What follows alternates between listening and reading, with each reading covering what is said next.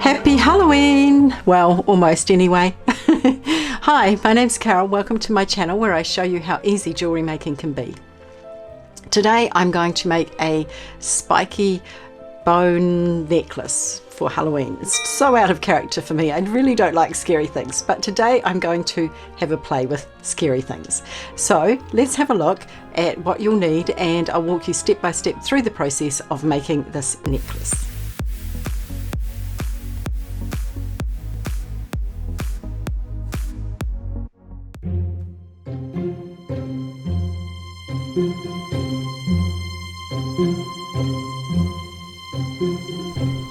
What I've got in front of me are two of these white dumbbell beads. Now I chose these ones because they look like bones to me. So I've got two white and three black, and I've got four of these spike beads. These are 17mm as well, and they look quite scary to me. I also have 48 of these 3mm metal black balls. I've got 12 of these 6mm silver balls. I have a 6mm jump ring, a 4mm jump ring, a 12mm black lobster clasp, those are all black, and I've got a piece of memory wire here which is 11.5 centimetres in diameter. So to measure memory wire, you measure it across the diameter of the wire. Now I've probably got about 1 1/3 loops here, so you can see there. In terms of tools, you'll need a couple of pairs of chain nose pliers.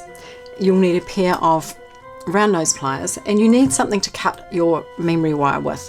Now I'm using an old pair of flush cutters today. You can get special memory wire cutters. I have some, but mine are blunt unfortunately. But you don't want to use your good cutters for cutting memory wire. Memory wire, if you haven't used it before, is really hard wire, and it always goes back into shape when you stretch it out. So you do have to be a little gentle with it. You can't kind of pull it and push it too much, but it's certainly enough that you can wear it without distorting the shape. Alright, so let's get started. The first thing I'm going to do is make a loop in the end of my wire. And if you haven't made a loop before, I'll leave a video to simple loops, how to make simple loops, in the description box below. So to make the loop, I'm going to take my round nose pliers. Now I want the loop to be quite small. I don't need it to be very large. So I'm putting the wire between the jaws of my pliers quite low down, quite close to the end, because if the closer to this end, the smaller the loop. Just making sure it's not sticking up. And I'm going to twist away from me, holding my wire between my thumb and my forefinger, readjusting the pliers, and keep twisting until I have my loop. There you go. Now I'm not sure if you can see this, but my loop is actually sticking up a little bit, so I'm going to take my chain nose pliers and just give it a squeeze from the top. There we go. Now what I'm going to do is feed on 20 of my 3mm balls. So the thing about memory wire is it can be quite springy and quite hard to use, so you've just got to be careful that it doesn't kind of spring back and flick your beads off. But it's just as easy as picking them up and threading them on. There's no trick to it. It's really super simple.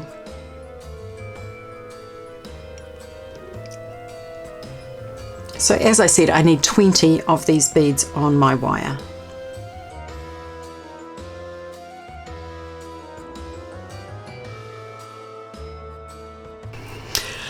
Alright, there I have my 20 beads on my wire.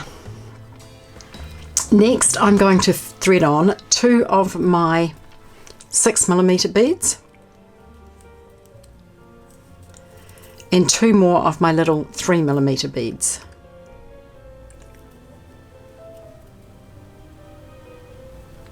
And then I'm just going to repeat that 2 more times. Okay, that's what I have now. Next I'm going to thread on my bones and my spikes. So I'm just going to lay them out in the order that I want them. And I've got 3 of these, and 2 of these. So let's lay them out like that. And then I will put these ones in between.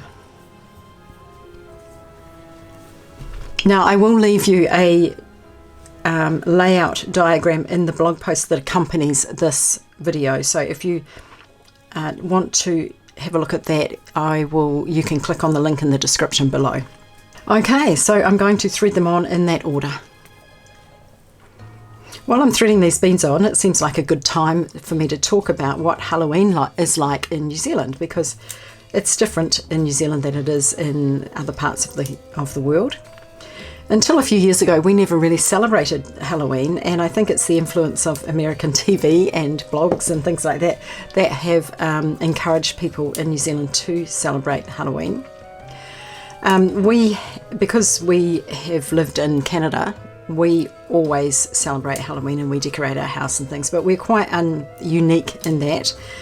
And we have quite a reputation in our neighbourhood, so we get lots of trick-or-treaters now, but when we initially started doing it, we didn't, because it just wasn't a thing here in New Zealand. So that's interesting, isn't it? Okay, so now that's what I have on my wire, and I'm going to now repeat this side and with the remaining beads. Now I have all my beads on. The only thing that's left to do is to end it with a clasp. But first, before I do that, I need to make sure that it's going to fit me. So I'm actually going to take it and put it around my neck and see if it fits me. So here we go. So what I need to do is decide where I need to put my clasp in order for it to sit in the right place. And I can see that that's about where it needs to sit.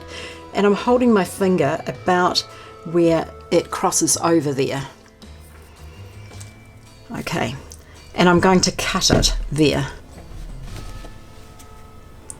So I've got this is where it met when it was around my neck like this. So I'm going to cut that off there. Now when you are cutting memory wire, it is really hard, as I said, and you need to hold it so that the end doesn't fly away, because it's quite dangerous flying memory wire. Now I'm going to take my round nose pliers and I'm going to make a loop just like I did in the other end. Nice small loop, and make sure it's well closed.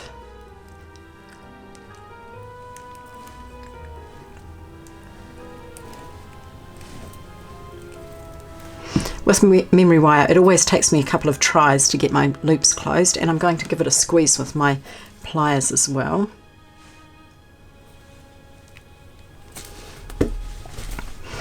Now you can see it's crossed over. It's crossed over by about 5 centimeters. Next, I'm going to put on my clasp and my jump ring, and I'm going to use both pairs of my pliers to do that. I'm taking my 4mm jump ring.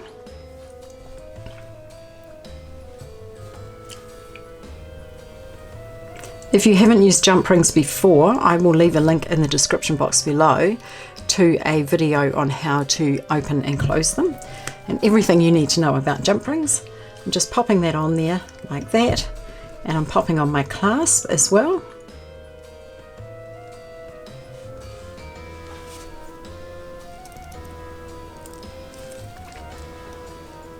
And I'm using a 4mm jump ring here. I could have used a 6, but I really like the look of a 4 with this size clasp, and I'm just going to close it up there.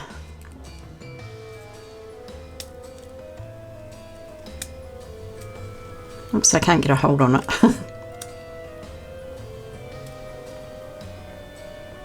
Sometimes when you've got a few things inside your jump ring, it is quite hard to get a good hold on it. Just double checking that it's closed properly. So that's what I have now, and I'm going to put this jump ring on this side.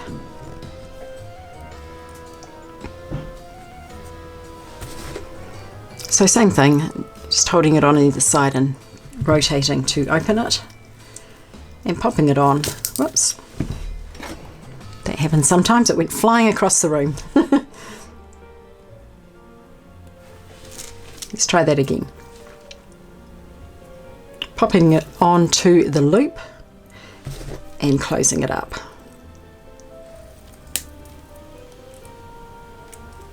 There we go. Just double checking it's closed. So that's what that end looks like. And it's not closed. I'm going to give it a bit more of a wiggle. Now you will notice when I lie down this memory wire necklace that the clasp is doing weird things. It's crossing itself over, but it will be fine when you put it on. It won't cross over like that when you put it on. It's just because it's natural need to spring back to where it wants to be. So when you put it on, it will just sit like this. So what do you think? Is it me? I don't think it really suits my style, but that's okay. It's cool to wear for Halloween. And some people would wear it every day, and that's fine. It's just not my style. It does go, however, quite nicely with the necklace that I'm wearing. And I did a tutorial on this one, so I'll leave a link in the description box below if you're interested in making this one. I'll also leave links to everything that you need to make this necklace, as well as to the blog post where you can check out a layout diagram of the beads. If you enjoyed this, it would be great if you could give me the thumbs up and subscribe to the channel and ring the bell so that you'll be notified whenever we upload new videos. As well as that, check out our Facebook page and our Instagram. Thanks for watching and have a fantastic day.